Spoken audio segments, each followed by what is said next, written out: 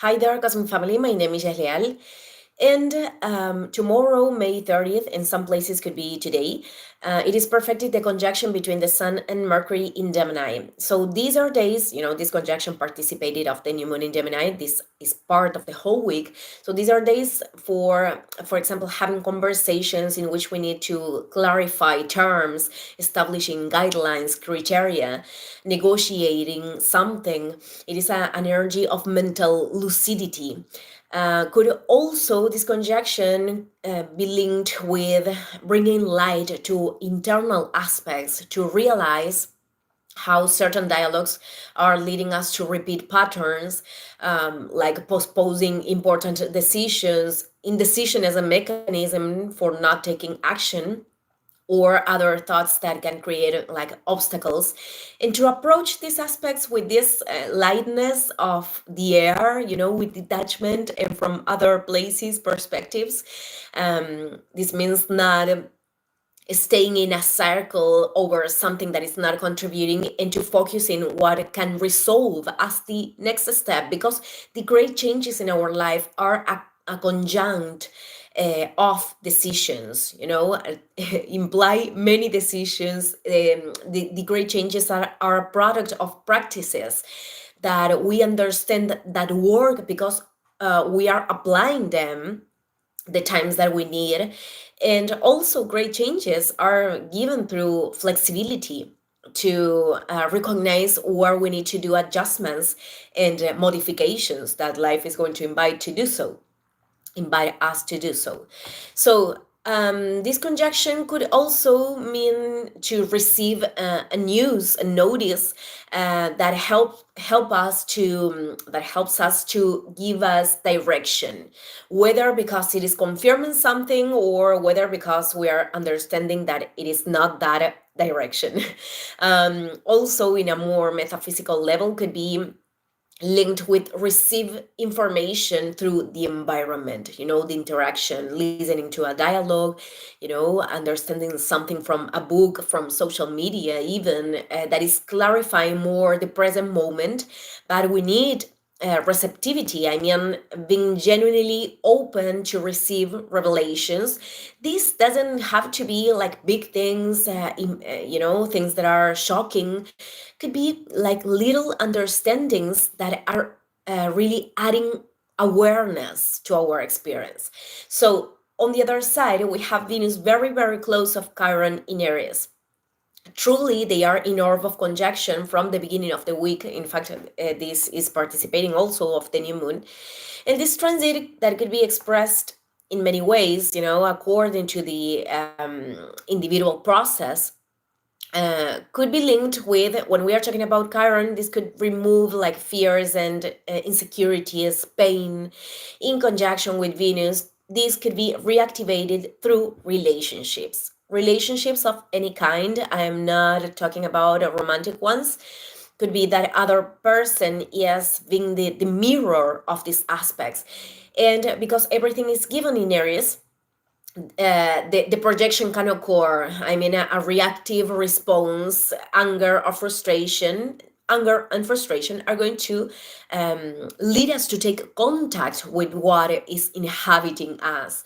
And something that I've said many times with Chironian transits, it is that it is important to not justify the imbalance of other people. I mean, there could be people that is behaving in a non-assertive way, and at the same time activating a wound that we can recognize that was manifested in other moments of life. Because when we talk about Chiron, this is something that we deal along the path. But the fact that we can identify that aspect of ourselves doesn't mean that we have to stay in spaces where we are tolerating dynamics that are pushing us away from giving value to ourselves or connect with self-love. This also applies for the other extreme. I mean, notice if perhaps you are reacting to something that is not being born from a negative intention from the other side, because a sensible point was touched.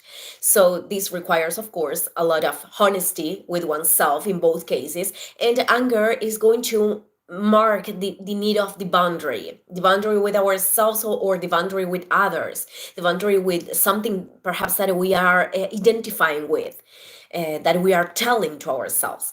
So this conjunction could also be seen, could be felt as an insecurity or a fear at the time to make a decision, to open the path, to take an initiative for something that it is desired. The fear of desires of the soul not being, not being able to be concreted. I don't know if I'm inventing that word. Bueno, I don't care. I am mixing languages. So it is important to observe this, because I'm going to put an example in here. There could be people that are staying in relationships in which they are not happy, they are not enabling growth or evolution, for fear of being alone, or for fear of not being able to connect with other person later. Or there could be people that are staying in spaces where they aren't feeling valued. Let's remember that Venus is also linked with resources, for fear of not taking a risk to explore something new, because the energy of Aries is very, very associated with this. So the mind later can look for comparisons regarding other people that perhaps are creating experiences that desire, to feed that illusion of our own incapacity. But truly, we have to ask ourselves if we are doing something to change the experience, or if we are doing something to move forward in our path. And perhaps to remind that there are many people outside that could be the same, that could be having the same challenges, or much more complex ones. And I'm not saying this to invalidate our emotions and our experience, but to recognize that many times our conditioned mind can amplify the difficulties, or leaving us without an exit, when I think there is always a path, even in situations that are very, very challenging, because we can experiment great challenges in this plane. So each one of us, each one of you will know what you are transiting. Again, this is not for invalidating what you are experiencing, but well, not always the paths that life is proposing to us are the ones that we want to transit, but they are part of the process. So we can find a balance between these. I mean, validating what we are feeling, but not justifying and to perpetuate something that is not helping us to move forward. We can be compassive, and at the same time taking us to to move forward among our possibilities. So Venus in conjunction with Chiron is to dare, to do things that we want to do, with fear, feeling vulnerable perhaps, but doing it anyways.